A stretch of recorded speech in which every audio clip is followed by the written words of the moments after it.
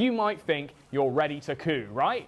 Well, don't sharpen that machete yet, buddy, because there's one final crucial step that, if performed poorly, could crash your coup before it's even started. Recruiting your best boys. Choose your warrior. The little green men, the boots on the ground. These lads will be rolling deep with you up the palace steps. They should be loyal as Labradors and preferably about half as smart. They will be blocking the roads, sabotaging infrastructure and storming Parliament. They will be undertaking massive risk for relatively little reward. All of the countries are at my little girl's sugar. Number one exporters of sugar. All of the countries have inferior sugar. The other day, and then I'm gonna go, I don't know. I'm gonna go hang out with my son or something. How to coup any country. Let's start it. Hello, friends. Welcome to a not-so-ordinary guide. Before I begin, my lawyer has suggested that I make these two disclaimers. Number one, this is a work of satire. This does not constitute real advice, and I do not advocate for the overthrow of any sovereign states. Number two, any firearms used in the course of this video are replicas. If anyone from the British government is watching, JK, this is a gag. Please don't send anyone to my bloody house. All right. Whoa, bro, he's got a gun! He's got a gun, mate! He's got a gun! I got my BB gun. My replica. Government, this is a replica gun, government. Don't come in here and shoot me. Government. Let's coup this thing. To coup or not to coup? Government, that is you the see question that we will be see that answering orange in tip, this video. government? And if you're man enough, the answer is yes, you can. Whether you're a CIA operative, a wannabe dictator, or just a bloodthirsty warlord with a box full of AKs and a dream, a coup d'etat is your fastest way to secure a throne all your own. There's no election, there's no line of succession, and really, fuck elections. Of being able to say you stole a whole goddamn country at gunpoint? Of course, a coup is a high-risk, high-reward strategy. There are no prizes for second place. There are winners and there are dead guys. Successful coups have been on the decline for the last 50 years, and that's because most of them haven't followed my foolproof 7-step plan. I have conducted a pretty much rigorous statistical analysis of everything that can be considered a legitimate coup attempt since 1945. I've crunched the numbers, assessed the assassinations, and rummaged through the regime changes to create this guide. Let's see how we can avoid being couped in the future by listening to this guide, which will tell us how to avoid the enemies. Because all the enemies will be learning from this coup guide, obviously. How to do a coup in 7 easy steps. Uh-oh. Look, I'm going to level with you. If you are dead set on coupping your own country, your chances for victory are not good. Out of all 989 global coup attempts that I have personally assessed, around 444 were successful. Now, that is a 44.83% success rate. And if you like those odds, then hey, you might be just the kind of guy who can make a coup happen. But the successful coups are weighted towards the distant past. 1955 to 1975 was the golden age of coupping, and successful attempts have been in stark decline ever since. Throughout most of the 21st century, your chances for triumph were lower than they ever have been. That's the bad news. The good news is that recently, successful coups have been on the rise. Bully for you.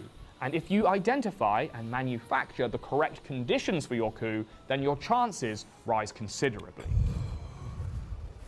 Coupping a country is a lot like buying a house. The fastest way to get one is with someone else's money. So it's best to get your coup pre-approved by a regional power. America! Or controlled by their secret service. America! Trump, listen to me, dude. Help me. Help me coup a country. And then I will do what you want. But you gotta help me coup a country first. And you gotta let me establish communism in the country. You can't kill me, though. You can't kill me. This way, it'll be easier to sell it as a popular revolt, rather than the bloody, body-strewn power grab that it may well become. For the last 60 years, America has been the best coup partner a budding dictator could ask for. 69% of US-sponsored coups succeeded during the Cold War. Yup. Almost all of them targeted democracies. Nice. America is truly the Ronaldo of regime change. I mean, just look at their track record.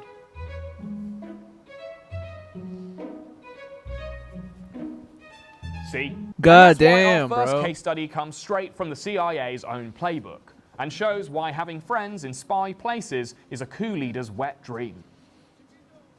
In 1954, the CIA covertly arranged the coup d'etat of Guatemala on behalf of Carlos Castillo Armas, who arrived in his home country with nothing but a dream, 480 CIA-trained soldiers, and a mustache style best described as the double Hitler. He ousted the democratically The elected double President Hitler. Jacobo Arbenz Guzman. In 1953, the president expropriated 200,000 acres of unused land, and this was a largely popular move in Guatemala. This land reform redistributed all this uncultivated land to approximately 100,000 Hey. peasants. But this policy was less popular with the United Fruit Company, who owned most of the land. No, no, no. Specifically, its majority shareholders, John and Alan Dulles, two American brothers who also happened to be Secretary of State and Director of the CIA. Oh, you're fucked. Carlos's CIA-funded forces invaded Guatemala from Honduras and first suffered some pretty gnarly setbacks. But sabotage and the veiled threat of US military intervention swung it for the cousters. The Cold War superpower instituted a naval blockade and conducted intimidating flyovers to protect the CIA director's bottom line. It certainly worked in double Hitler's favor as Carlos entered Guatemala City on July 7, 1954, becoming the country's brand spanking new military dictator. The communist government has been overthrown by the people. And for that, we congratulate you and the people of... By the people. The people. The CIA and the 400 fucking soldiers and the fucking fascist piece of shit. Yo, this is what America does all over the world, dude. This is what America does all over the world. All over South America, all over the Middle East. Dude, we do this shit all the time. Guatemala for the support they have given. Carlos ruled uncontested for some total of 3 years, because he was then shot and killed by a member of his own presidential guard. Get fucked. Castillo Armas took power 3 years ago in an armed revolt against a left-wing government. Washington welcomed his coup d'etat, but recent talk of corruption has made Washington less sure of its new ally. In 1968, Edward N. Luttwak wrote this, Coup d'etat, a practical handbook. A pocket-sized user's guide that practically laid out the best practices for palace-smashing wannabes. Just 4 years after it was published, the book was allegedly found on the bloodied corpse of General Mohammed Oufkir, a ringleader in a failed attempt to overthrow Morocco. It has since been revised several times, most recently in 2015, but never with the advice to maybe keep the book itself out of sight. Which is why I'd also advise watching this video with a VPN. Now, I heard that the best way to keep your coup a secret is to secure yourself online with Surfshark VPN. Is that right? That is right. Surfshark VPN keeps you secure online, so that no one will find the location of our hidden underground podcasting base. Hey, Surfshark is so secure that I bet you could plan your whole coup from sketchy Starbucks Wi-Fi. That sounds pretty good, I guess, but it's not like Surfshark will let me see anything new. Well, you'd be wrong, you idiot. Without a VPN, you can't see what you're not seeing. With Surfshark, you can break through geolocks and access content that, for reasons, you can't see in your own country. Gee whiz, you make it sound like Surfshark is a friend to freedom fighters across the globe. Now you're getting it. You can even use Surfshark to get truly authentic results from search engines. You'll dodge every personalized ad you'd otherwise be served. Wow, now I'm really convinced. Radicalized even. Where can I get this Surfshark? Just head to the link below for an exclusive Black Friday deal. Enter promo code Ordinary Things for up to an additional 6 months completely free. Get that fucking ready Surfshark. Get Surfshark. Support Ordinary Things, you motherfuckers. He deserves it. Today. There's no elegant way to say this, so I'll just say it. If you are planning to deserves take it. over a nation with no outside help, you will want your future fiefdom to be poor as shit. A place where the average citizen would view a toothless donkey as a suspiciously extravagant gift. Ideally, most of your future subjects will live rurally and also probably be illiterate. This will ensure minimal resistance outside the capital city. But your citizens still should know what's going on in the wider world, getting their information from old-school mass media like television. This shit makes me want to play Tropico. Tropico 6. Or radio. Otherwise, how will they know that you're the boss now? Now, states explicitly protected by a larger regional power are a no-go. East Germany 53, Grenada 83, Yemen 2014. All examples of attempted coups or uprisings that failed because they were foiled by a larger, more powerful country stepping in, either by killing the cousters or, in Yemen's case, plunging the country into a decade-long proxy war. But there is a caveat for this rule, and I like to call it the French exception. If your chosen country contains a French military garrison or is in the Franco sphere of influence, not only is it a feasible target, it is probably top-tier coups real estate. As the French military will even surrender in countries that aren't France. But more importantly, France has historically run these countries so shittily that they are structurally susceptible to military muscle. Let me explain. Chad, Gabon, Mali, Mauritania, Niger, and Burkina Faso all have at least one French military garrison. Actually, reduce that to the past tense for Niger. Bro, I'm about to go take over Burkina Faso, dude. I'm about to go make Thomas Sankara proud, brothers. I'm gonna make Thomas Sankara proud, brothers. Let's go invade Angola with Cuban troops. Ha ha ha. Burkina Faso, as they've recently booted the French out in the last 12 months. And I mean, there's no apartheid anymore, so I don't see there's no apartheid government. Well, there's still a little bit of racism. There's no apartheid government trying to take over Angola, so there's no reason to invade Angola. But we could invade Burkina Faso with our Cuban, our Cuban mercenary troops. You know what I mean? Burkina Faso, make Thomas Sankara proud. As former French colonies, yes, these countries have some unique structural weaknesses that make them eminently couable.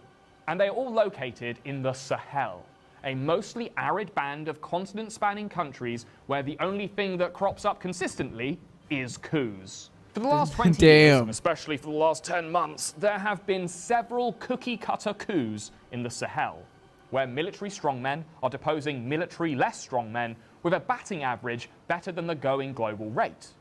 In 2023 alone, the region has seen 5 coup attempts, 2 of which brought new regimes to power. And that's because the conditions in the Sahel are already perfect, or rather sufficiently shitty, for coups to take place. There is rampant government corruption, food insecurity, and a mostly rural population, more concerned with their own survival than with who's in power. So what does Europe's biggest loser have to do with all this? Well, during France's chaotic decolonization process, it set up porous, contested borders. Many red berets, I've noticed. Many red berets. The French fucked shit up, man. The French made everything bad. That didn't accurately reflect the various tribal loyalties of the region. But in some material ways, France never really left its former colonies.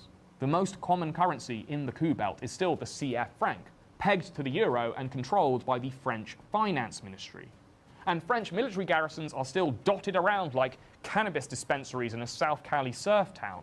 Most damning of all, the outgoing colonial power set up paramilitary police forces based on their own gendarmerie. Independent and heavily armed gangs that might as well be specifically designed to conduct coups and keep authoritarian rulers in power. And France has greatly benefited from this systematic instability, securing the region's natural resources at cutthroat discounts from their military-backed dictators. Omar Bongo ruled Gabon from 1967 until his death in 2009, and stayed in place largely because of his cozy relationship with France. The French military presence kept Bongo's regime solid, while French oil companies sucked the ground dry.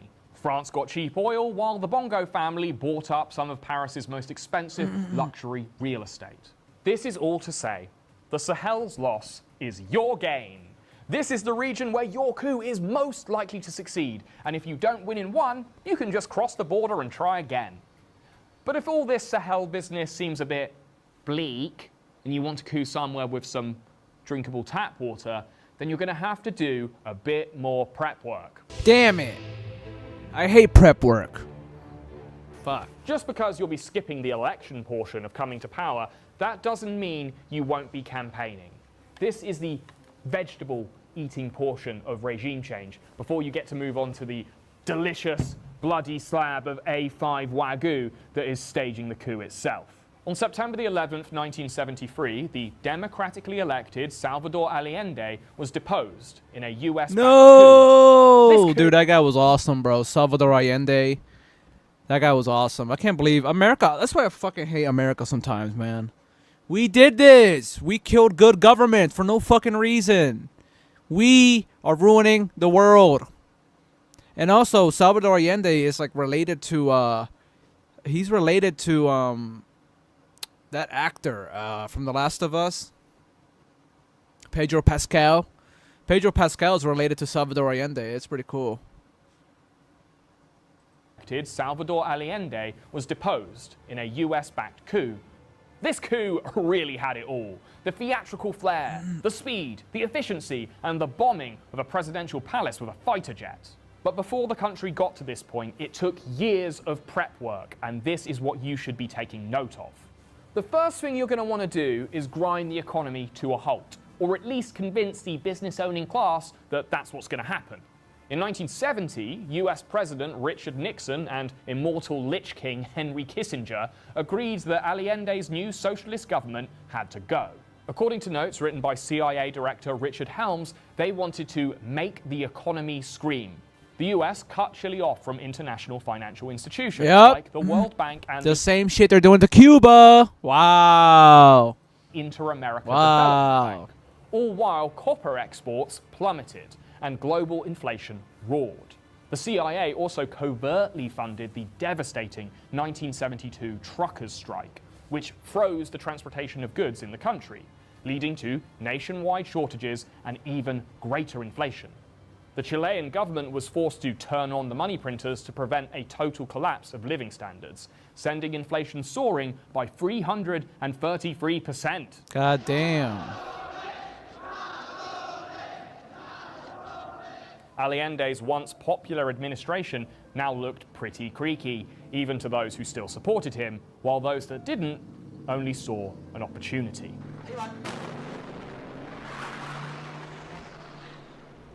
The coup was led by General Pinochet and a junta of generals who were convinced that overthrowing their paymasters was a necessary step to restore order. He ruled for nearly 16 years, during which he executed thousands, tortured tens of thousands, and embezzled millions. Say what you will about Pinochet, but when opportunity came a-knocking, he smashed the door off its hinges with a welcome wagon. A screaming economy, the threat of foreign intervention, and political polarization are all telltale signs that your coup could be victorious. When you do show up on the TV and announce that you're the big man now, you don't want people's response to look like this.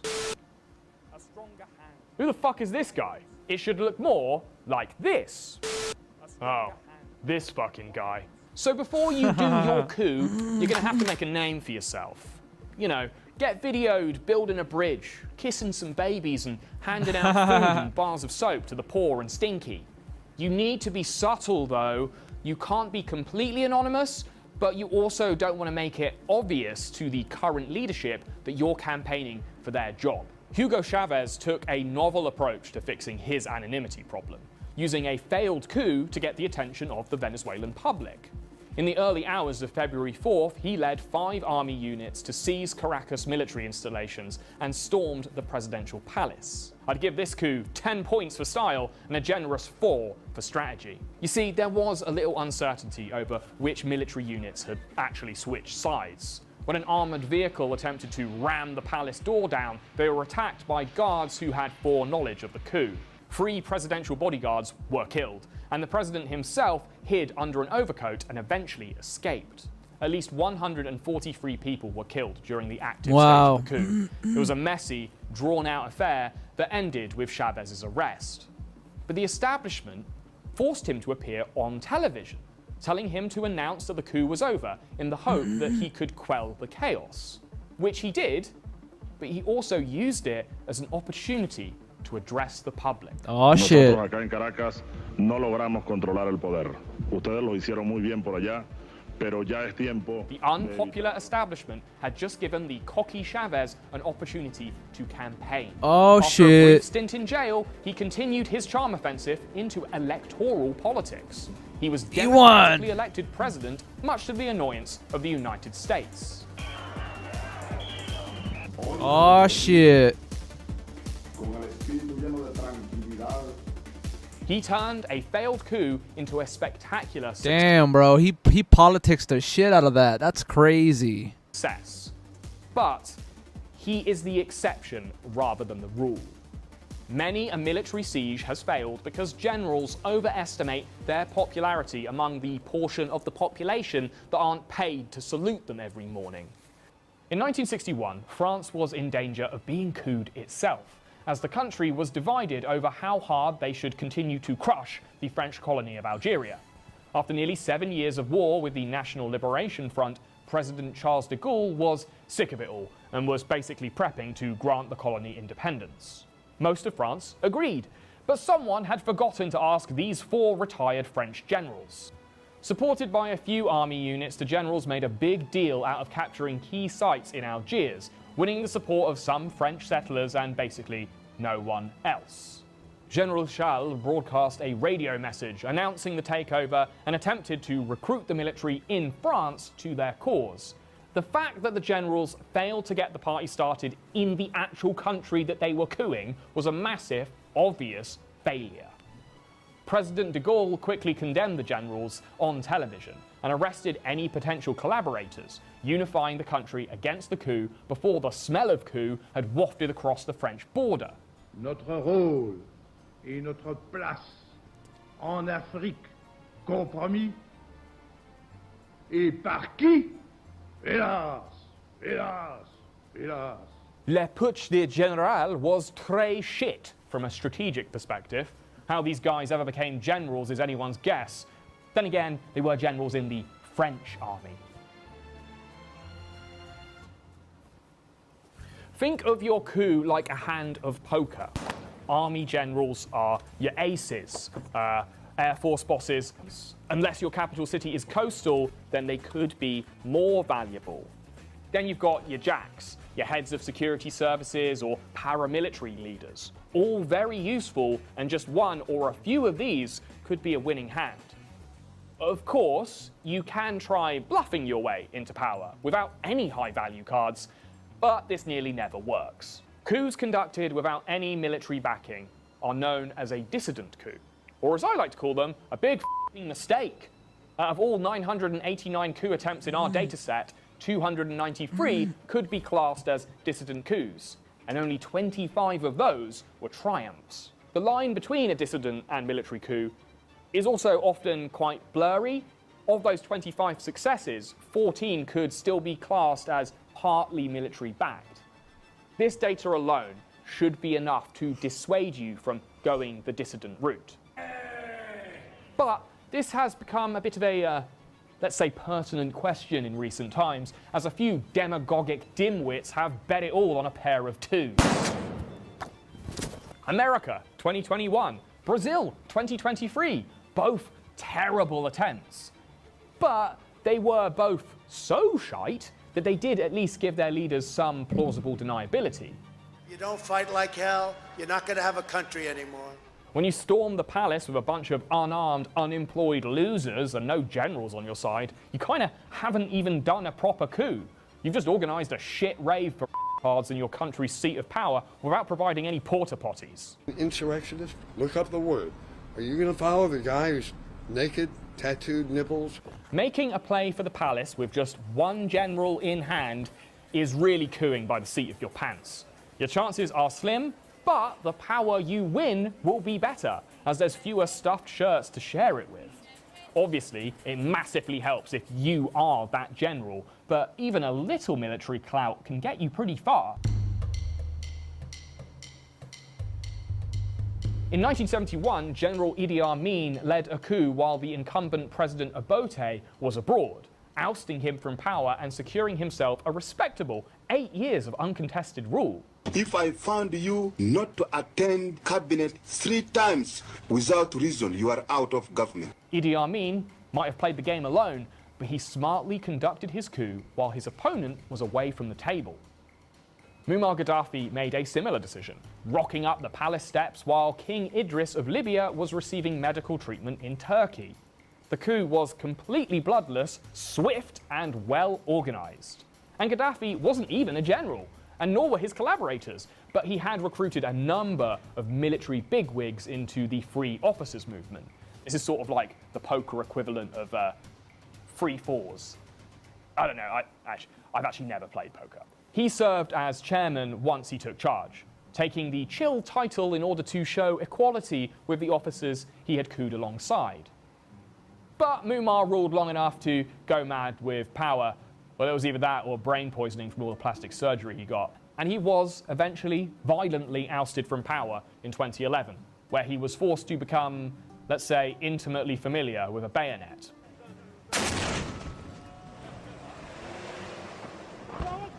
Not the most noble end, but he got over 40 years of uncontested rule until then. And as a coup leader, well, to be honest, that's about the best you can hope for. Anyway, the lesson to take from these two can be remembered with a run. I'm assuming that's the guy that the movie The Dictator was made about, because he looks very similar. And also, all that plastic surgery, god damn, he looks like a mummy. If you're gonna make the one general play, try to make it while the incumbent is away. Obviously, the more generals that you've got, the better your chances, and the slimmer the deck that loyalist forces have to pull from. You can make a fairly strong play with just a couple generals. But in one sense, this is the riskiest strategy of all maneuvers, because if you and the loyalists are basically evenly matched, you could slide your country into a civil war. This is kind of what's happening right now in Sudan. In April, clashes broke out between the Sudanese armed forces and the nearly as powerful Rapid Support Force. The RSF attempted to capture key government sites in the capital, but their slow progress meant they reached the presidential palace at the same time as loyalist forces, which must have been very awkward. A straightforward coup devolved into a bloody and prolonged civil conflict where no one is really the winner.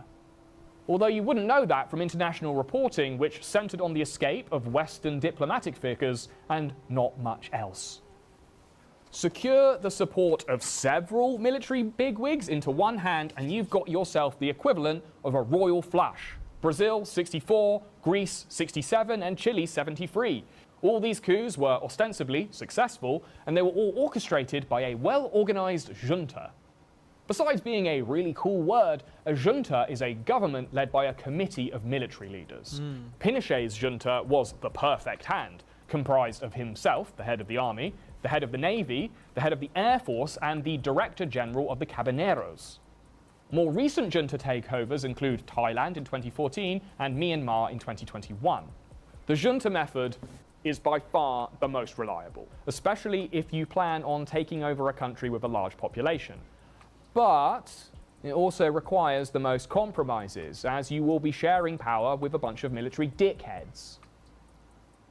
Before we move on from this over-laboured poker metaphor, I have to mention that there can be jokers in the pack.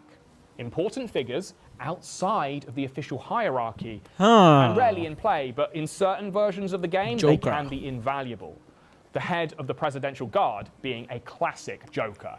Hard to win due to their usual loyalty to the body they're guarding, but not impossible to utilize. During the 2023 coup in Niger, President Mohamed Bazoum was captured by the commander of the Presidential Guard on behalf of a military junta. Pour la sauvegarde de la patrie, CNSP avons décidé de mettre fin au régime que vous connaissez. Since the country's independence from France in 1960, ruling authorities have been flung from power 4 times, with a bunch of failed attempts to boot. This latest coup is another blow for stability in the Sahel. But at least this time, the new regime has figured that kicking the French out might be in their best interest.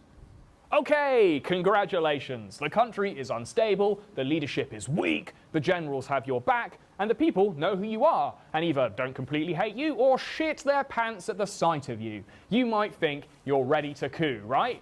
Well, don't sharpen that machete yet, buddy, because there's one final crucial step that, if performed poorly, could crash your coup before it's even started. Recruiting your best boys. Choose your warrior. The little green men, the boots on the ground. These lads will be rolling deep with you up the palace steps. They should be loyal as Labradors and preferably about half as smart.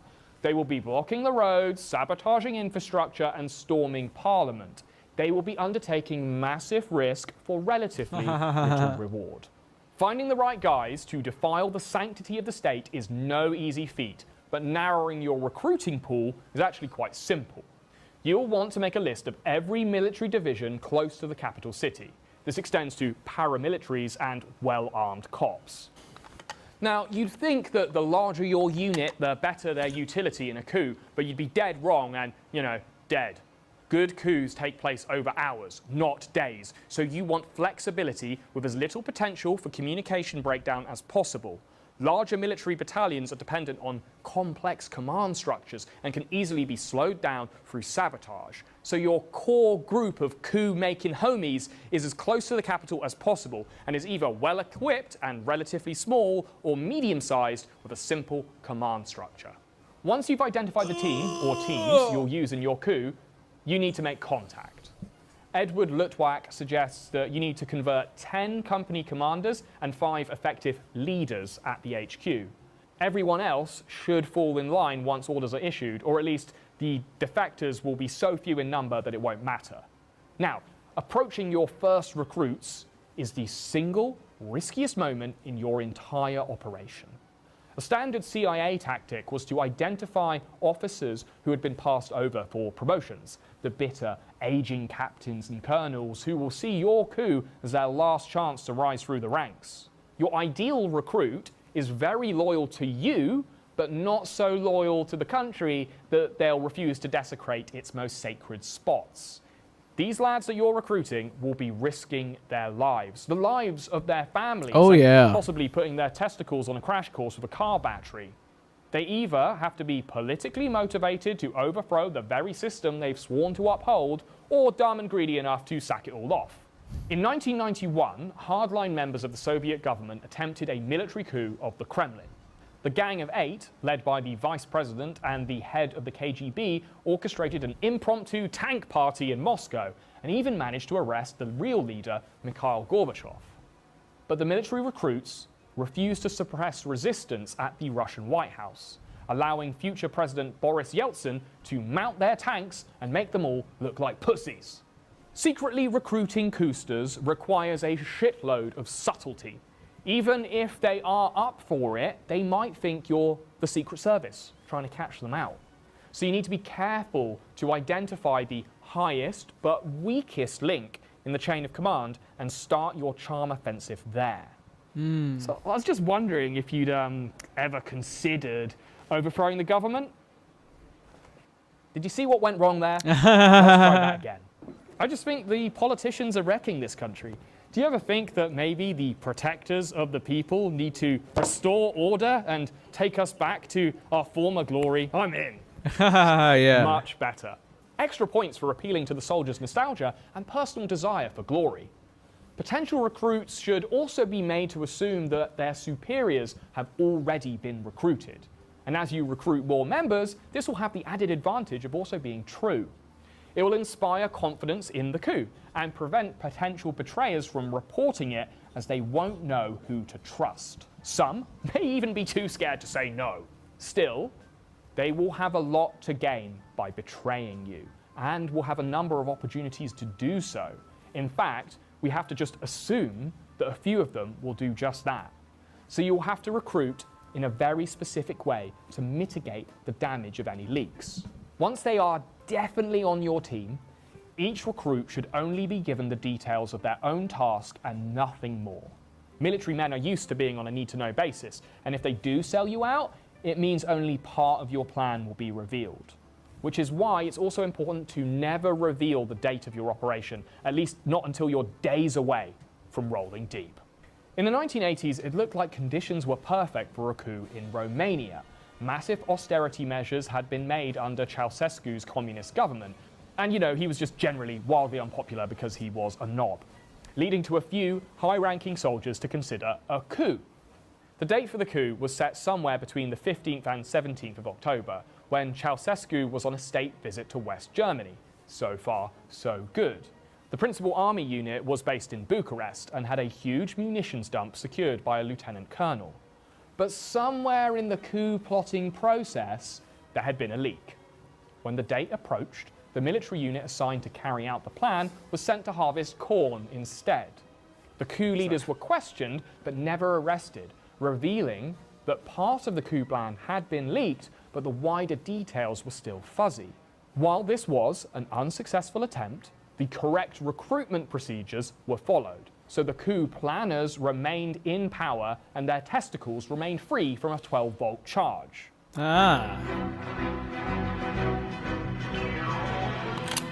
Okay, now for the fun part. The day has come. You and the boys are locked and loaded and ready to go. Shit. Time is of the essence, though. Coups are not like wars. There is no time to adjust strategy or send your men in waves. You either go hard or go home.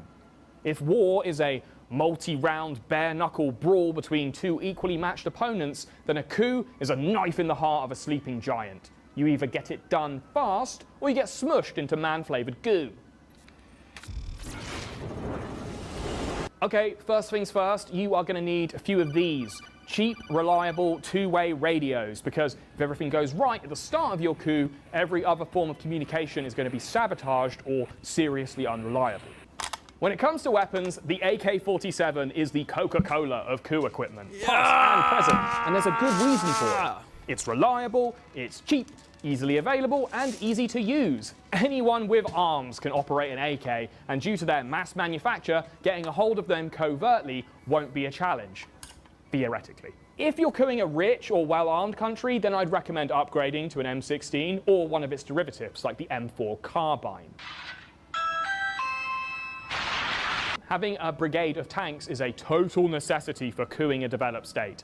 Less because you'll need to fire off a couple rounds, but more for the visual confirmation that you are in charge. Nothing says, "I'm the captain now," like parking a few tons of steel on the White House lawn. For less developed countries, like those in the Sahel, a few dozen armoured vehicles will do.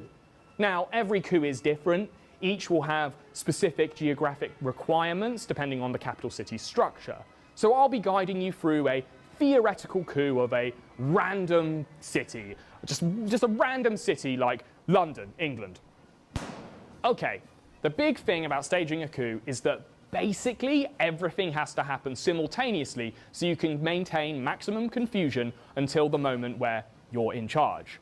So if a target is going to take a while to get to or take ages to secure, those teams will need to set off first and try to remain as anonymous as possible. Small teams will need to be deployed to sabotage telecommunications and secure internet exchange points. This will be tough, but it needs to be done. At this point, the state will know something is up. So you should already be halfway to your destination and your targets should have no way to escape. You will need to establish robust roadblocks at every entry road of the capital. No small task if it's a large city. Easier though if it's a coastal city like Helsinki or Bangkok, where the water can do part of the work for you. This is to slow or even subvert the arrival of loyalist troops and to prevent the escape of our target. If you were to, theoretically, overthrow the currently unelected leader of the UK, turning the M25 ring road into a car park would be easy with a few well-placed blockages. Modern times present a unique opportunity for subterfuge on this point. If you were, theoretically, coupping London, I would suggest disguising your sabotaging forces as irritating protesters. Many a coup has turned to poo because they couldn't control the roads. Gambia, 81, Libya, 93 are two textbook examples where the road warriors failed to clog the city's arteries. The attempted military coup of Turkey in 2016 failed for a number of reasons, but its inability to completely control Istanbul's major transportation roads was a huge stumbling block. Government forces used mass media and social networks to mobilize public support. Crowds flooded the street and blocked the movement of the coup forces. The mistake these little rascals made was going way too loud way too soon, making big, very coup-y moves before they had secured the apparatus of the state or neutralized Erdogan. In the age of mass media, you gotta be sneaky. People can figure out what's going on a lot more quickly. But it's also easier to confuse them. Remember, the job of your road warriors isn't to start a motorway massacre.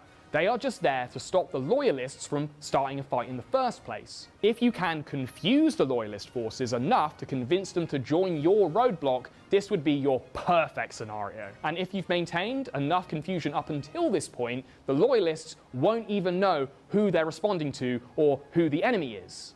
This is probably what happened during Prigozhin and the Wagner Group's wacky road trip to Moscow in the summer of 2023. Loyalist roadblocks had no idea who was friend and who was foe, and just kind of let the paramilitaries through. Whether the whole thing was a coup or not is still kind of debatable, but the subterfuge that led to the showdown was textbook.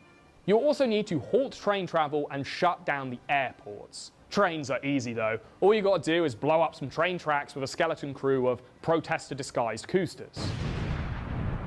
Disabling London's tube network largely works the same way, and if you do it during rush hour, you'll be doing everyone a favour anyway. Airports are slightly trickier, as they can take a lot of time and manpower to overwhelm. If you don't have the resources to spare, the cheat code is to simply park a few armoured vehicles on each runway, and once you're in charge, you can just shut them down by executive order. Now, this should go without saying, but you need to be there. While coups can be conducted remotely, if you are not there to direct things, the line of succession can become fuzzy. There is always the possibility of a coup within a coup, where one of your trusted lieutenants may decide that, hey, on the day, that throne over there looks quite comfy.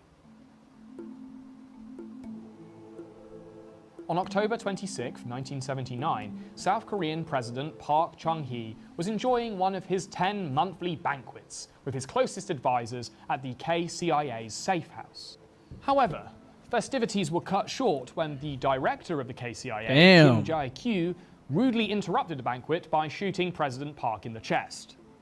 In the ensuing chaos, Kim shot a few other guests, arrested the surviving attendees, and started to contact various military figures in an attempt to gain support for his new regime. He started driving to the KCIA's headquarters when he suddenly diverted to the Army HQ instead, so he could secure their help in declaring martial law. If you've been following my coup guide closely, you will know why this was a grave error. Do your recruiting early and remain where you have most concrete control. Had Kim returned to the KCIA headquarters where he was the unequivocal boss, he might have clinched it. Instead, he walked straight into the lion's den of Army HQ, assuming that his own military appointees would just be on board with his impulsive act of regicide. They were not, and he was arrested. Kim is a case study in catastrophic coup failure. You cannot skip the military recruitment phase, as generals don't like surprises, especially messy ones that involve picking up presidential brain bits. Do not kill the incumbent, not if you can help it. No matter how unpopular the leader you're popping is, killing them hardly projects stability. And it makes you look a little illegitimate and desperate, if I'm being honest. There is a line between cooing and treason, and you'll be walking it like a tightrope. Act too impulsively, and you might find yourself hanging from that rope, which is exactly what happened to Kim. He was convicted of treason and executed on the 24th of May, 1980. If only he'd learned from the guy he killed.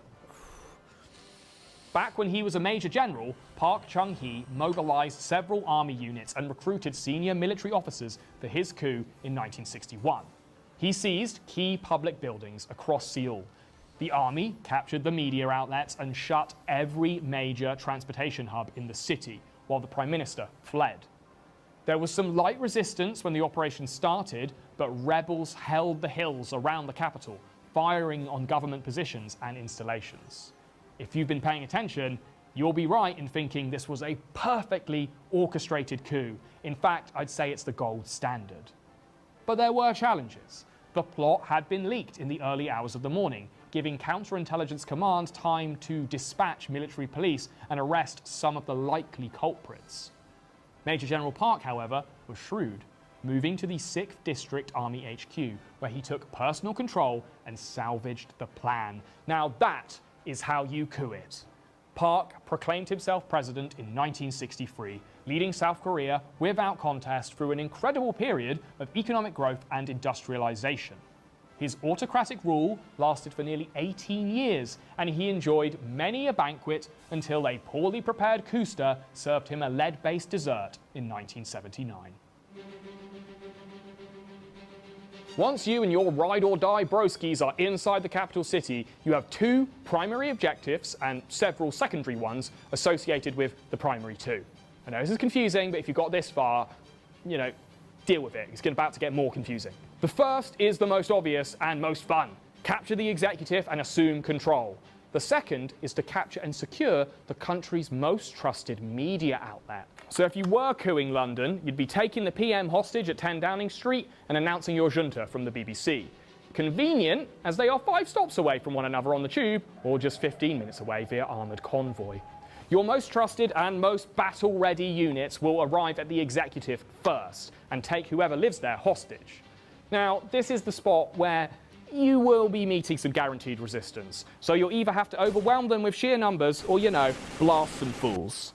You will at least have to take out a few bodyguards, but try to ensure corpses are created inside, away from the prying eyes of the international press. Speaking of which, while this is all going on, you and your boys have the slightly easier task of securing the state broadcaster. Easier in a logistical sense, as you are unlikely to receive much resistance from a bunch of Oxbridge nonce-enablers, but harder from a technical standpoint, as you will need technical ability to broadcast your initial takeover announcement. In the age of social media, you might be tempted to just record your message on your phone, but going live from the state broadcaster lends you so much legitimacy that it is still an essential step. Once that's done, you and your boys are going to have to keep control of the media centre and keep it running for future announcements. While this is going on, smaller strike teams should be sabotaging every other broadcaster in the capital. Channel 4, ITV, London-based radio stations all need to be offline once you start rolling towards number 10. Now, for the secondary objectives. While these are not technically essential, the more of these you check off your coup list, the better your chances are for lasting success. Once you've secured the head of state, you're going to work down through the hierarchy of actual material power and kidnap those guys. In less chaotic times, the Vice President or the Chancellor of the Exchequer might technically be second in command, but when it's coup o'clock, the real power players are anyone who can mount an effective opposition against you. Recognizable political figures, military leaders, police chiefs, but most importantly, the Secretary of State or the Defense Secretary, or whatever the equivalent is in your country. So by the time you arrive at the executive, some of your best armed buddies should already be a pistol's length away from all these figures. Generals are harder to reach and may not be worth the effort, but if you can capture them in their family home, you can either arrest them or,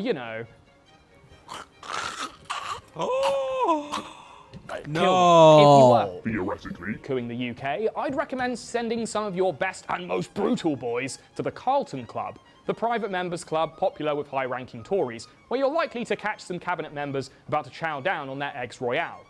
You should also send some strike teams to the family homes of high-ranking politicians, but it should be noted that it's during these attacks that casualties are quite common.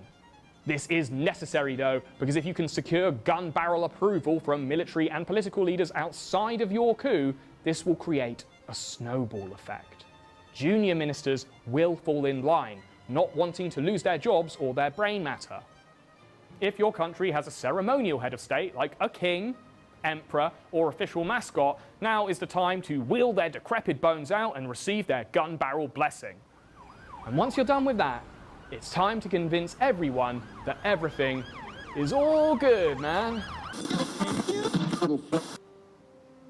Announcing your coup to the country you've just stolen is a delicate balancing act, that even the most savvy political operator will find challenging. Unlike a post-election victory speech, you aren't just celebrating that you've won, you are convincing everyone that you have. An election victory is decisive, where a coup is still pretty squishy in its first few days, so you'll want to do everything you can to project strength and stability. The biggest threat to your regime is still the guy you've just deposed, so you might be tempted to keep things simple and depose his head from his body.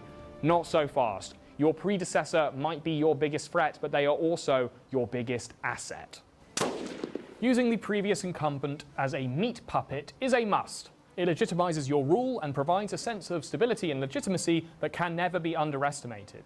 But make sure they keep it short. You only want them to communicate 3 basic things. The coup has happened, it was decisive, and you are the big man now. In the age of social media and memes, meat puppetry has never been easier, and 2023's coup in Gabon provides us with a textbook example. As you know, President Ali Bongo was drummed out of office by the military. He had inherited his presidency from his daddy, Omar Bongo, who had ruled the country since 1967 until his death in 2009. The Bongo family had overstayed their welcome, with an oversized impact on the country's recent history. Which is what made his gunpoint concession speech so funny. Ali Bongo Ondimba, President of Gabon, and I'm to send a message to all the friends that we have all over the world to tell them to make noise, For the people here have arrested me. Shot from above to make him look small, and in vertical to make the whole thing seem quite trivial. In just 42 seconds, a Gabonese dynasty was finished in the same format as a pimple-popping TikTok. Damn. He tried to get a quick rallying cry in there. To tell them to make noise, But this was immediately turned into a meme, as the people of Gabon danced to the beat of the Bongo's demise.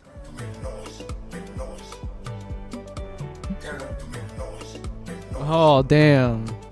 Now, on to your first presidential God address. damn, If that's you've done it for the glory, this is your moment. Savor it. Yeah, your whole legacy's fucked at that point. If you've done it for the money and power, this will be a boring chore that you'll need to get out of the way pronto, but you will need to take the right tone. Lutwak suggests that there are 4 basic tones that coup announcements tend to take: the romantic, the messianic, the unprepared, and the administrative.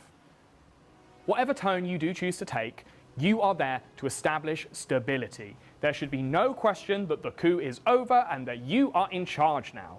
I stand before you not as a conqueror, but as the uncontested and universally approved leader. All that conquering is in the past, done and dusted many minutes ago. The old leader is gone. It's out with the old and in with the you. This is inherently destabilizing, so try to associate your leadership with symbols of national pride and unity. This new regime stands strong and proud, like St. Stephen's Tower. It's refreshing, like a pint of lager from your favourite pub. My rise to power may have been violent, but in a cool James Bond kind of way, not in a Nazi Germany kind of way, which this country proudly defeated and hasn't stopped going on about since. Oh, and never use the word coup. That's a dead giveaway, innit? In fact, try to avoid any specific political jargon. You're going for broad appeal, not accuracy.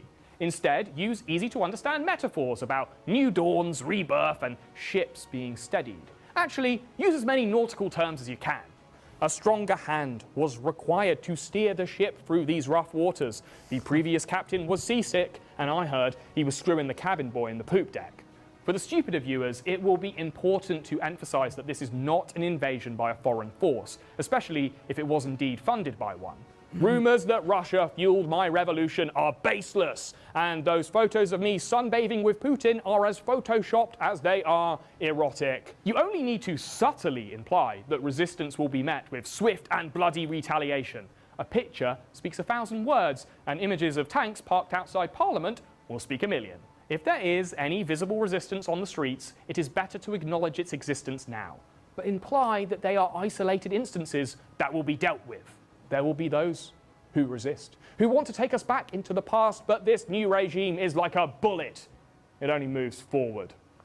Your short-term aim is to enforce public order, so that in the long term, you can control the masses without physical force. So, in the material content of your speech, you will announce a curfew of the capital, shut down communications, and close all public buildings. Oh, and by the way, no leaving your home after 5. The internet will be inaccessible for the next 48 hours, so maybe try reading a fucking book for once. But not from the library, because they'll all be shut. All right, peace out. Damn, that sucks. Fucking yeah, mate, that is sick. Congratulations! If you followed every step to the letter, you are now the leader of your very own country. Commission some propaganda tunes, throw a party, and force everyone to enjoy it. And hey, make sure you have some fun yourself, because who knows how long all this is going to last anyway. Yeah, probably should have mentioned this earlier, but now that the coup trap. There's a coup trap. There's a thing called the coup trap. You might get couped yourself if you do a coup. Couped, you have drastically increased the likelihood that someone will coup you. This is a phenomenon known in academic literature as the coup trap. You have started a precedent for any other power-mad scamp with similar aspirations to you. Lucky for you, coup-proofing, in the short term, is relatively simple. First, announce some populist economic policies. For the poor, circuses for the simpletons, and natural resource extraction rights for powerful business figures, or for America if they funded your shit. If there's any generals or political figures on your team that look a little crown keen, I would advise murdering them immediately. Actually, sorry, you're the boss now, so these won't strictly be murders. They will be extrajudicial killings if you want to send a message, or unfortunate window-based accidents if you do not. If we're talking long-term strategy, you gotta face facts. Most regimes that begin with a brutal military uprising tend to have the longevity of a lab rat. The current crop of coup leaders who can sustain a multi-decade reign can be counted on one hand. President Ma Basogo of Equatorial Guinea has been in power since he couped his own uncle back in 1979, but he's been fighting off coup attempts ever since. President Museveni of Uganda has held on to office since his badass Bush War in 1986, but by the look of it, he'll probably die in his office, literally. You may know that Myanmar's 2021 coup started like this, but it's hardly been a song and dance since then. Months before, the country held a general election. Civil war. Aung San Suu Kyi's NLD won in a landslide, while the military-backed party performed poorly. The coup was a hissy-fit Hail Mary, which resulted in Aung San's arrest and the military's eventual takeover. While technically successful, 2021's coup is a textbook example of why coupping a country with a popular leader isn't worth the trouble. Since then, the country has been plagued by guerrilla warfare, sectarian violence, mass protests, strikes, and expensive suppression campaigns.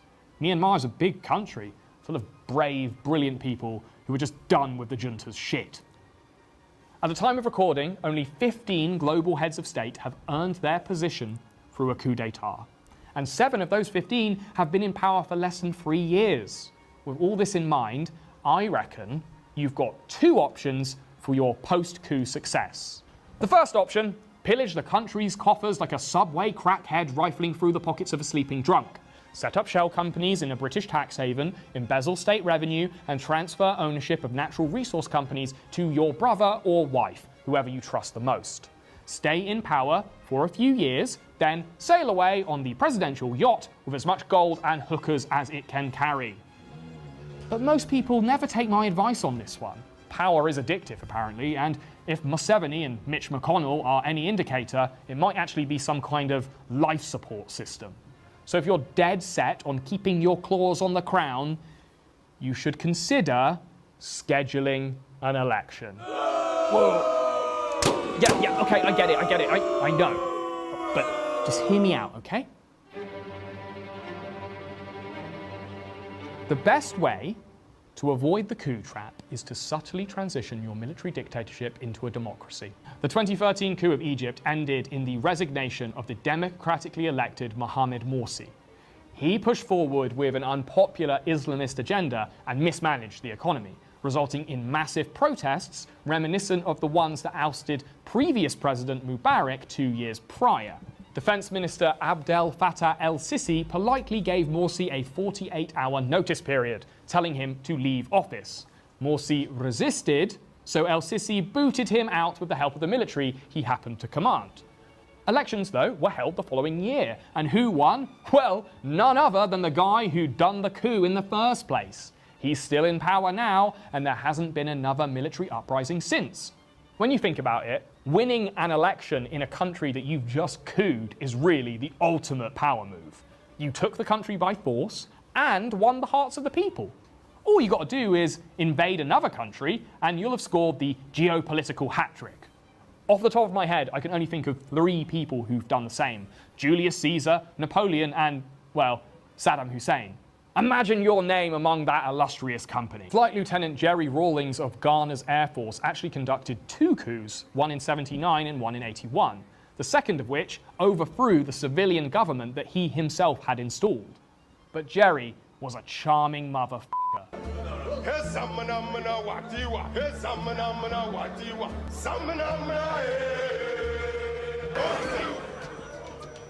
Psalms in praise of me, please.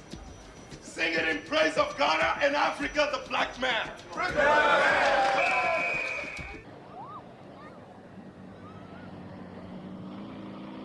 Damn.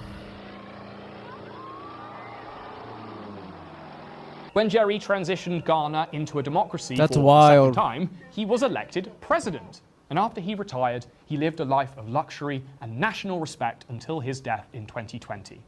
Since Jerry's election, Ghana has only endured 2 pathetic failed coup attempts, and it remains one of the only stable democracies in Western Africa.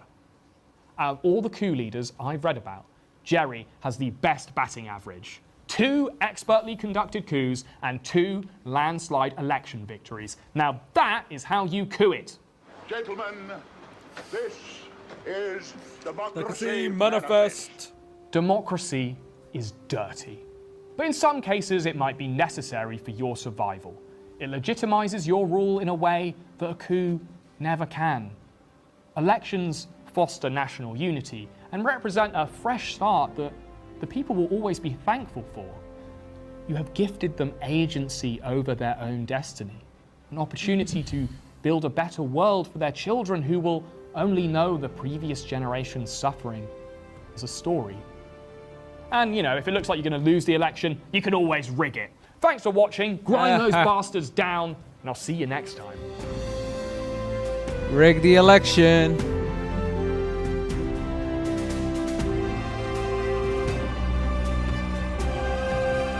That was good, dude.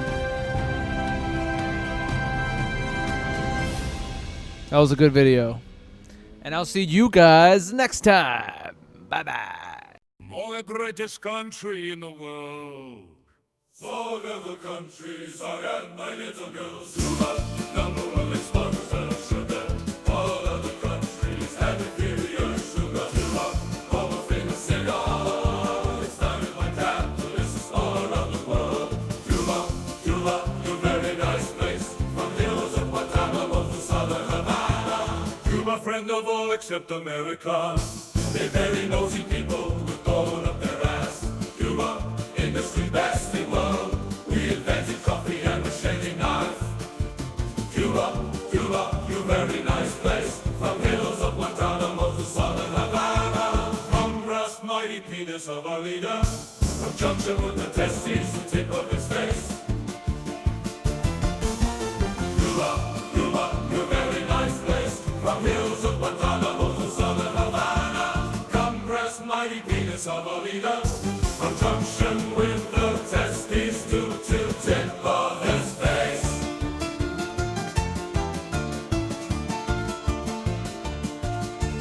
Cuba, Cuba, you very nice place, from hills of